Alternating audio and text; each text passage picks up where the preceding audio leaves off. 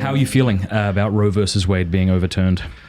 Yeah, well, on one hand, I feel very, very relieved. I've been pro-life my whole life. I've strongly believe in the sanctity of life. I have another part of me, if you will, that is kind of sad. I know that for a lot of people, it brings fear. It makes people, there are a lot of people protesting. There are a lot of people that are upset.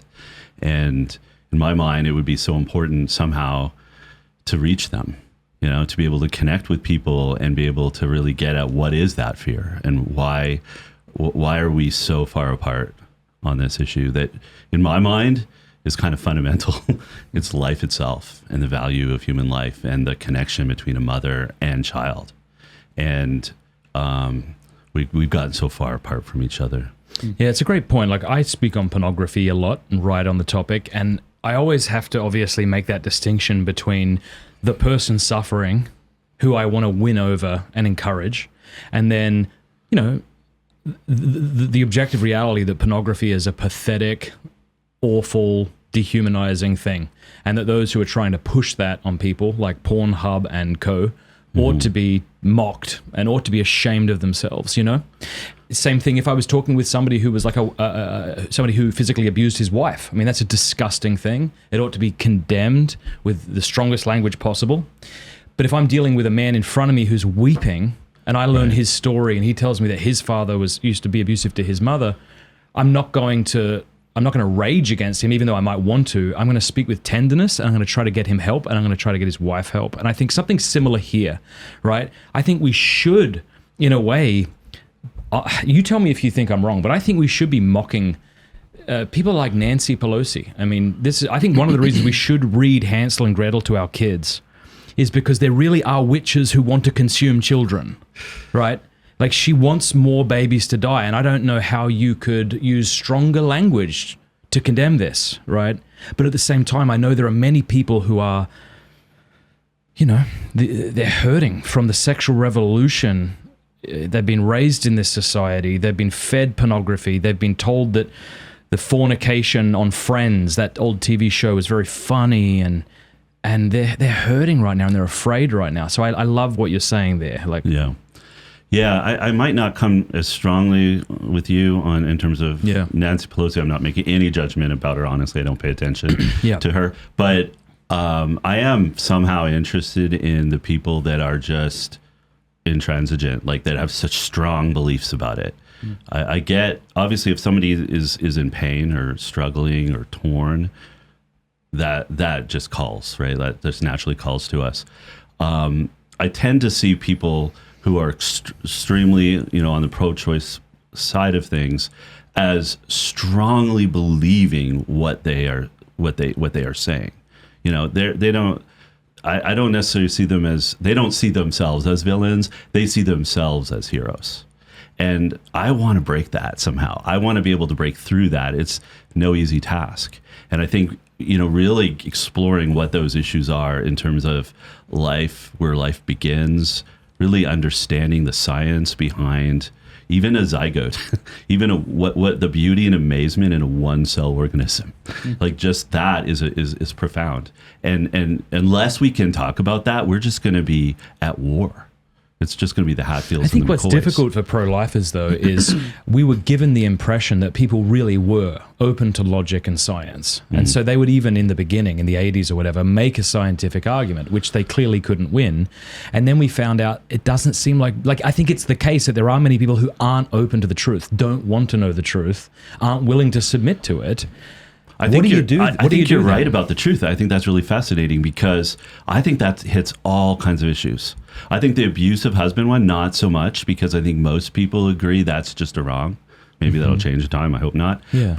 But I do think we come from a position that says there is truth to be known. There is truth to be discovered, and we can understand, and we want to figure out what it is. So when I approach the question, if I was initially looking at, okay, is abortion wrong? When is it ever appropriate? At what time? Whatever. And so I would be looking at it to understand the truth. But that's not, we live in this postmodern society. That is not what is happening. Their perspective, whether they're fully aware of it or not, is about, I construct the truth based on what I need it to be or how I feel. I mean, this is the light bulb just went off in my head there, right? Like, either truth is mind independent and we can conform ourselves to that thing, or it isn't. And then I have to make reality conform to me. But you have to at least acknowledge, if you're engaging anybody, that is a difference of philosophy. 100%. But if you don't believe in truth, how do I even begin to engage with you? So here's my thought, is that I think that most people aren't aware of the philosophical assumptions that underlie the way they think. So if you get at that and present them with that, and you're working with them on that level, there's some possibility that they will start to maybe even at least see what to them is a nonsensical position. Yeah. Which would be ours. Yeah, yeah. And at least now, where there's some kind of possibility of dialogue around that. I mean, I think that hits all sorts of issues, life issues. It hits the whole transgender issue because, either our biological and gender truth is something to discover and know, or is it something we create? It's the same thing. Is life is something like, I want to have a baby, so we're having a baby, I'm excited, versus someone else who's like, oh, this isn't a difficult time for me. The being that's present, the unborn child, has the same ontological reality in either case. But we are in such a subjective mindset that if I don't want it, then it doesn't exist. I think this is what I wanted to draw out from a moment ago, right? Truth exists, therefore we submit to it. If you don't believe in truth, then the world, reality, must submit to you, right? And since I cannot appeal to truth to get you to change your mind, all that's left is power. If I want to make you change and I can't get you to submit to what is the case, all that's left, and what's left at my disposal within my arsenal to make you do the thing I think you should do, it seems to me that power. And this is why I think to abuse language is to try to manipulate, right? So you hear all this talk of reproductive rights. Well, that has nothing to do with abortion because the reproduction's already taken place. I'm for reproductive rights. I don't think people should be forced to have sex. I think people should choose when they want to have sex. So you're abusing language. Like when you call abortion healthcare, this is sophistry in the highest degree. This is neither health nor is it care. But again, I think if you don't believe we should submit to objective truth or you don't think it exists, this is all you're left with, abuse of language, which is why lying is so evil. We should really try to purify our language. And I need to do this too, right? From all hyperbole, from all exaggeration, I should try to say things as I see them and as they I should have my language conform with reality.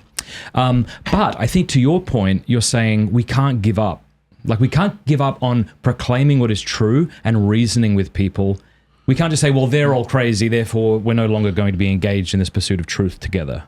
I do think it'd be good to kind of steel man a little bit, because I was thinking about this earlier this week. I don't think, Gerry, I think you're right that it's usually like a kind of, they don't realize that that's their underlying philosophical understanding, is that they don't believe in truth. Like people don't walk around saying, yeah, I don't believe in truth. They just kind of live that way. And I think that, yeah, it's usually people who are kind of interacting with the truth in that they kind of guess what the majority thinks and then just follows along that. And that's kind of their, epistemology. That's how they find the truth, is they're just like, and then, everyone kind of does this a little bit, as they say, experts think this, Well, it's like if you look at the demographics, like how you vote is largely dependent on who your neighbors vote, how they vote. Because I think we have this strong desire to be not rejected, to be in the in crowd. Well, I think we also, people have a strong desire to be fighting for some right.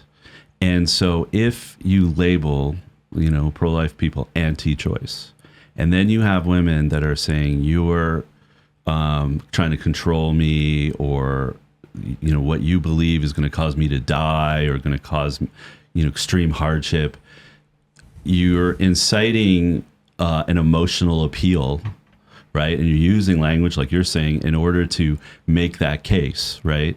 And more people that aren't necessarily going to think a lot about it, that will seem reasonable, Well, of course we don't want women to die. Of course we want to have choice. Of course you know what I mean? And yet we're skirting the actual issues. We're skirting the issue of life itself. And the bigger question that's really difficult for some people to answer is this a life? And is this a life worth protecting?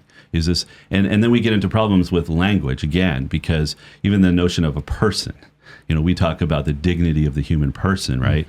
But once you use the language of person, we're entering a sphere of politics. We're entering a sphere of legality. Who gets to be a person? Who doesn't get to be a person?